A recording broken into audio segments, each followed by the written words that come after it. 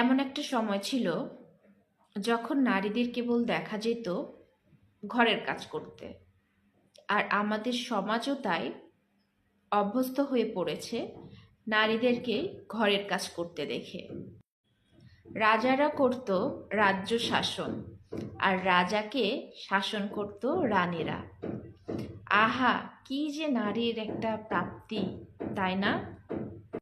এই উপমহাদেশে নূরজাহান ছাড়া অন্য কোনো রানী রাজাকে শাসন করেছে বলে আমাদের জানা নাই। কিংবা জাহাঙ্গীর হয়তো শাসিত হওয়ারই যোগ্য, না হলে কত শত আনারকলির কবর খুঁজে পেত ইতিহাসবিদরা, তা কে জানে।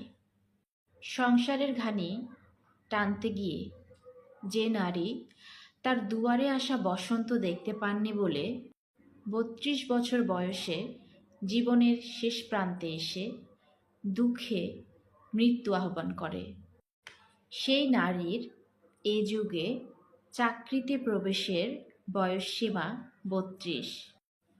৩২-এর মধ্যে চাকরিতে প্রবেশ করতে না পারলে তাদের মরে যেতে ইচ্ছে করে।